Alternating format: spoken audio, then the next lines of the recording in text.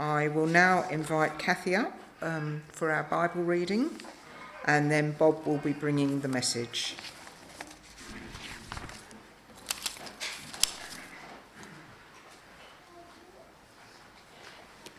The reading is from Mark 11, 1 to 11.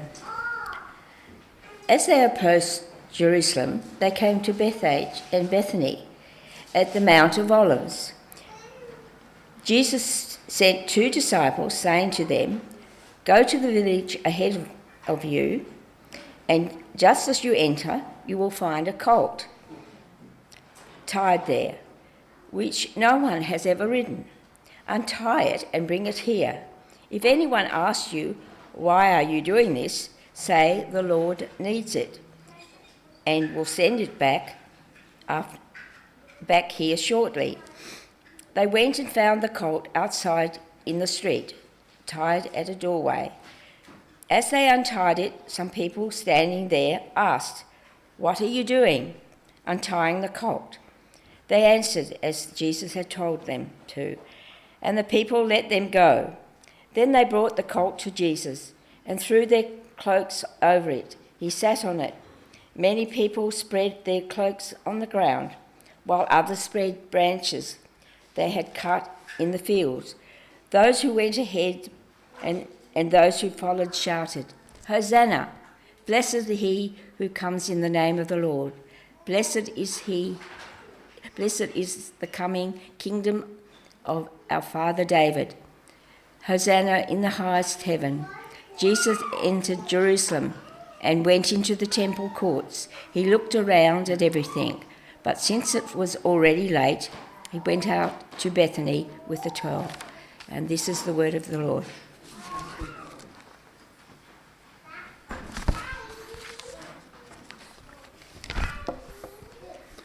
A month ago, I preached on Transfiguration Sunday with the title, "The God Who Is Not Silent." I took that title from Psalm 50, verse 3. Our God comes and does not keep silence. I'm taking today's title from the same verse, "The God Who Arrives."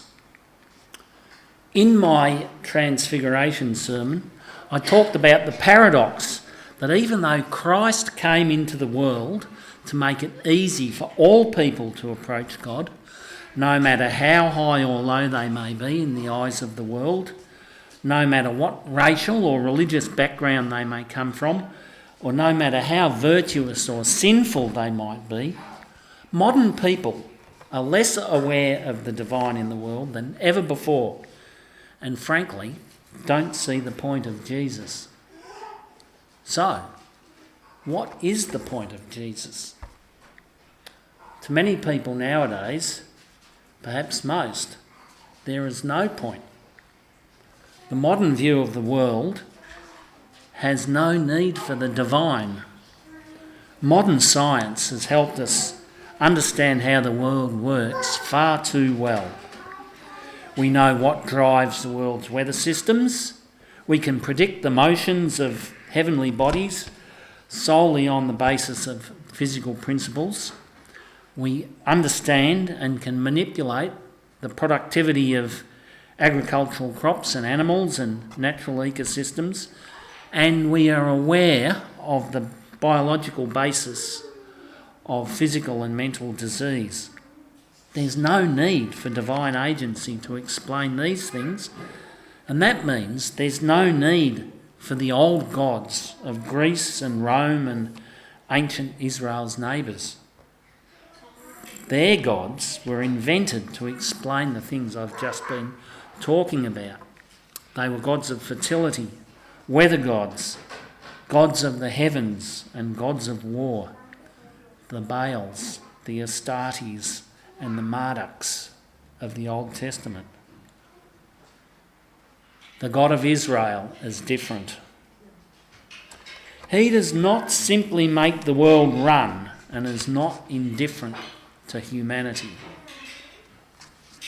According to Andrew Root, who is a professor of youth ministry at Luther Seminary in the United States, Israel's God, and by extension the Christian God, is recognised because he intervenes in history in specific events. That is, he arrives.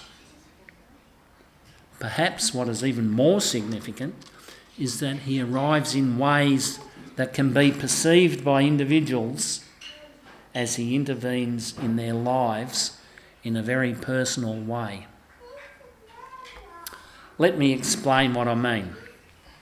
Over the past 6 weeks, David de Kock has taken us on a whirlwind tour of the sacred history of Israel on the road to Easter.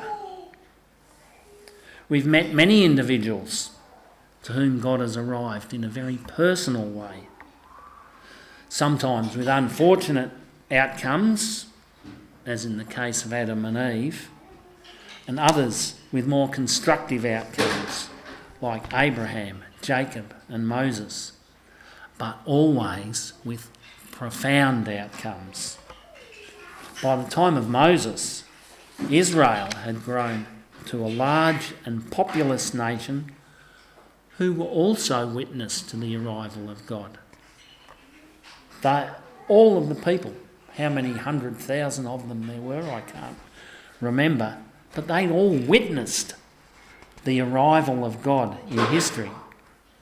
But they don't appear to have been as profoundly affected as their leader, as we see the way they continually strayed. And the rest of the story of the road to Easter is the unfolding of God's plan to rectify that straying. Andrew Root especially focuses on God's arrival to Abraham, to Hagar and to Moses. You might have guessed that these are not my original ideas, but they're based on a book that I've been reading. Of Abram, Root says, Abram is secure and safe in the house of his father, living happily in the causative continuity of his father's gods, when a God whom Abram does not know arrives. Abram experiences a radically different kind of God, the only true living God, because this God comes as an arrival. So, there was a part of Abram's life when he didn't know God. God was completely absent. And then an event happened. The event was the arrival of the only true living God. Abram met him, and this God speaks to Abram. Abram listens, and Abram acts. Abram leaves his father's home and goes to where? Somewhere he knows not where. And throughout Abram's life, God keeps on arriving and speaking again and again. And as we know, a mighty nation was born. Now, Root paints Abram as somewhat inept. God had promised him that his descendants would be a great nation, and through those descendants he would bless the entire world. But Abram was getting somewhat on in years, and still he had no descendants. He had no children. You can imagine his wife Sarai saying to him, Abram, what's this promise about? It's not happening. And she took matters in her own hands. Wives tend to do that sometimes, don't they? And she came up with her own plan, which involved manipulating Abram into sleeping with her slave girl in order to get a son that way. Well, Genesis 16 describes how the plan backfired on Sarai when Hagar conceived and began to look down on her mistress. Hagar looked down on her barren mistress, and I don't know, you can imagine her laughing. I have Abram's child and you don't. But then that response backfired on Hagar, and her mistress mistreated her so badly that Hagar fled into the wilderness, apparently preferring to go into the unknown, possibly die, than to put up with the treatment that she was being dealt by Sarai.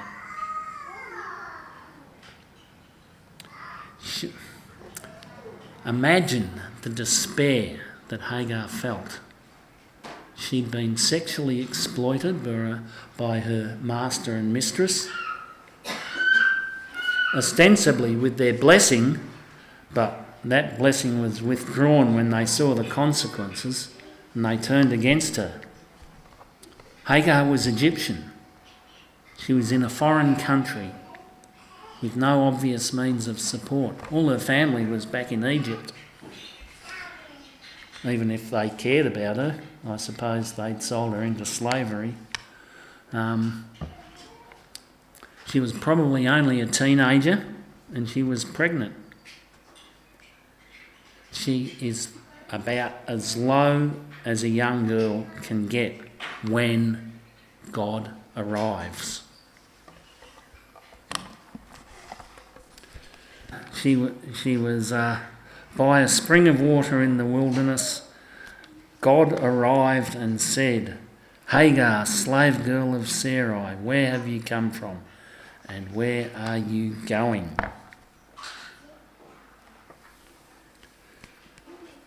Hagar said, "I'm running away from my mistress Sarai."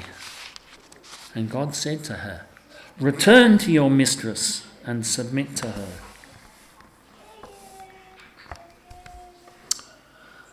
Ruth's book that I mentioned before, out of which some of these ideas come, is about the role of the pastor in a secular age.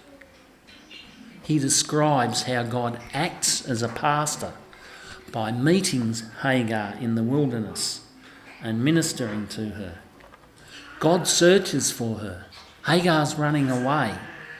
God goes out and searches for her. He calls her by name. He says that Abram and Sarai hadn't called Hagar by name. Abram had just referred to her as your slave girl. But God calls her by name. He encourages Hagar to confess why she was in the predicament she's in. Then he gives her a task to perform. He tells her to go back to her mistress and submit to her. God ministers to Hagar in her predicament, and he sends her back to Sarai to minister to Sarai. Although Sarai is made out to be the villain in the story, she needs ministry as well. She feels the shame of being childless and having a mere slave girl treat her with disdain because of it.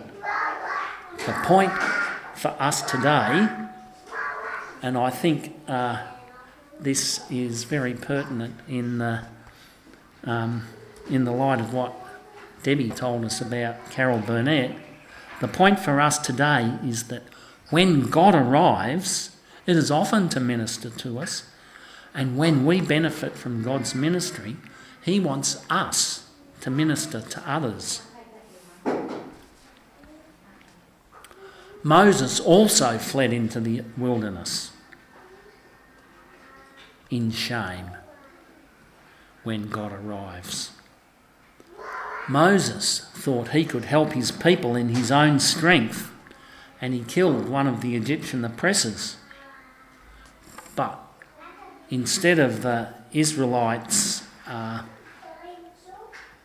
rallying to the cause, they rejected him, saying, "Who made you a ruler and judge over us?"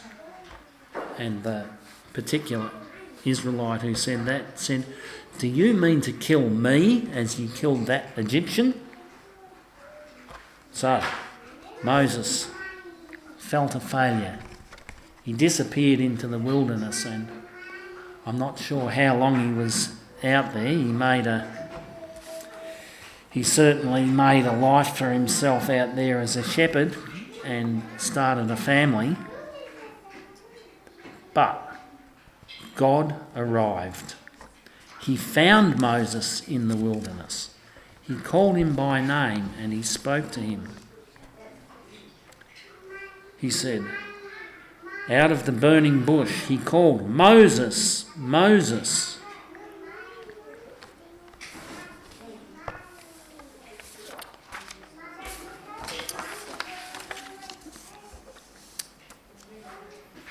God ministered to Moses in his shame, I suppose, of having failed his people, and he gave him a task and a promise. He tasked him to go back to Pharaoh and bring the Israelites out of Egypt. And he promised, "I will be with you, and this shall be the sign for you, that it is I who sent you. When you have brought the people out of Egypt, you shall worship God on this mountain."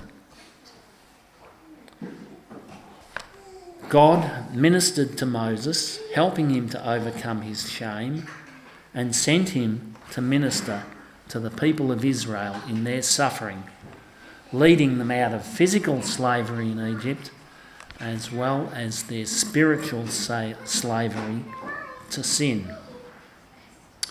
Well, you might ask me, what's all this got to do with Palm Sunday? Well, to me it's obvious that on Palm Sunday, Jesus arrives. It is a specific place, a specific time in history that we can pinpoint. It's recorded that Jesus arrives. In each of the three cases I've talked about with Abram, Hagar and Moses, God arrives unexpectedly. Neither Abram nor Hagar nor Moses expected to meet God where and when they did, until he arrived. They were not seeking God, but still God arrived. God sought them out. In the same way, Jerusalem was not seeking God when Jesus arrived on the back of a colt. The people of Jerusalem already thought they knew God. They already thought God was on their side. They may have been under Roman oppression, but spiritually they were self-satisfied. They thought they were better than anyone else. They may not have been seeking God, but Jesus sought them. The common people of Jerusalem recognised Jesus as someone important as he entered, but in a few days they utterly rejected him, putting him to death on a cross. But he had arrived, and the wheels of God's great plan of redemption were in motion. Even Jesus' disciples did not understand the full importance of his arrival at this stage. But that importance would strike them with full power when he next arrived on Easter Sunday and again at Pentecost. In the cases of Abram, Hagar and Moses, God arrived for individuals in a very individual and personal way. We're given the impression that these are unusual cases, that God picks and chooses whom he arrives for. I don't believe that's the case. God can and will arrive for anyone and everyone. He arrived for all of Jerusalem on Palm Sunday and for all of humanity on Easter Day. What is special in the cases of Abram, Hagar and Moses is that they recognised God's arrival and they responded. We've no idea how many times God has arrived and has not been recognised, and to how many people. Or how many times he has arrived and and people have recognised him but not responded. Indeed, how many times did God arrive for Abram, Hagar and Moses only to be ignored before eventually they recognised him? God is calling you, and Jesus wants to arrive in your life. He has chosen you, as Paul writes to the Ephesians, for adoption as his own children, and he can deliver the ministry you need. Listen, as Abram, Hagar and Moses did, and do not fail to respond as the people of Jerusalem did in the week following Palm Sunday. You will not be disappointed